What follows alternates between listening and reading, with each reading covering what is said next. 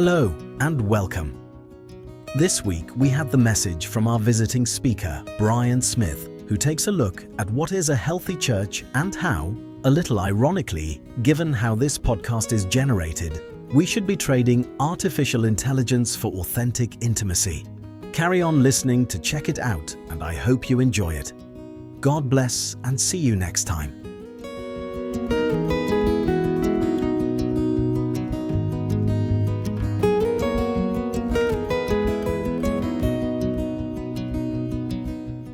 Welcome to today's deep dive. What if the ultimate blueprint for human connection wasn't actually created by some Silicon Valley algorithm, but by a 2,000-year-old commune? Yeah, it's quite the contrast. We're looking at an audio sermon today from the First Church, where the pastor takes the ultimate modern buzzword AI and completely flips it on its head. Right, because instead of artificial intelligence, he focuses on authentic intimacy, which I love. It's a great reframe. Yeah. We were specifically examining Acts chapter 2, verses 42 through 47. We want to see how this ancient text acts as a manual for community building. And how a modern leader is actually applying it today. But honestly, the wildest part to me is that the pastor literally asked an AI program for a single word to summarize this exact biblical passage. Oh yeah, and the algorithm spit out the word devoted. Devoted, which perfectly sets up this whole idea of authentic intimacy. Exactly. But to really understand why devoted matters here, you have to look at the historical context. This passage is describing the early Christian church right after Pentecost. Right, when 3,000 people joined the movement almost overnight. Huge influx of people. And the pastor calls this passage God's scorecard for a healthy community. It's built on a specific sequence: shared teaching, breaking bread, prayer, and radical generosity. Let's actually pause on those four things, because they aren't just random checklist items, right? It feels like a clear progression.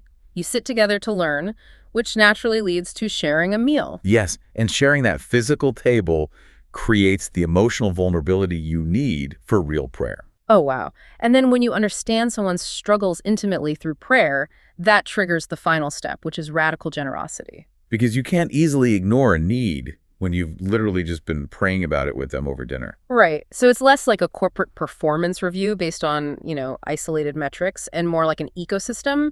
If the roots, the shared time and vulnerability, are healthy, the fruit just grows automatically. That generosity fruit, though, is where the original text gets pretty extreme. The believers were selling their land and possessions to give to anyone in need. Okay, let's be real for a second, though. Selling your possessions sounds incredibly noble in a spiritual text, but in today's economy, where so many people are struggling with basic costs. It sounds like a recipe for bankruptcy. Exactly. So how does a modern professional actually do this without totally ruining their family's financial security?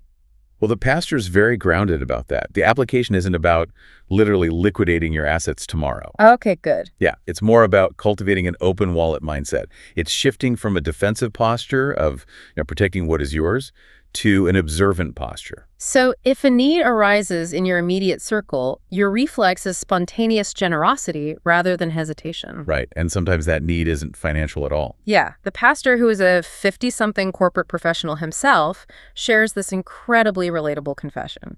He admits his natural instinct is to analyze someone's problem, deliver an actionable answer, and just say, bish bash bosh, fixed. Which is so common, because that is how we are trained to operate. We equate helping with solving. But true, authentic intimacy requires turning off that problem-solving brain entirely. It really does. It's about putting an arm around someone and just sitting together in their unresolved pain over a cup of tea. Yeah. Just pure presence. But wait, sitting with someone and drinking tea in their pain is beautiful, but my local secular community center does that too. My neighborhood volunteer group does that. Sure, they do. So what makes this 2,000-year-old blueprint fundamentally different from just a really supportive social club? The pastor addresses that exact distinction. The hallmark of this specific community isn't just human empathy. It's the underlying belief in a God who actively hears, sees, and answers prayers. So when the text says everyone liked them, it wasn't just because they were kind. No, it was because there was a divine interaction fueling their unity. Something that could actually stand up to outside scrutiny. So the transparency of their care defied normal human selfishness because it was anchored to something outside themselves. Exactly. It relies on a source of endurance way larger than just human effort. That is a fascinating way to look at it. So for you listening, here's a question to take away today. We just talked about how authentic intimacy requires slowing down, refusing to jump to quick fixes, and just sitting in the mess with people. Right. But every single day, we use literal artificial intelligence, predictive text, automated schedules, algorithms to bypass friction and speed up our lives. As we outsource our daily friction to technology, are we accidentally letting our muscles for deep, messy, unhackable human connection atrophy?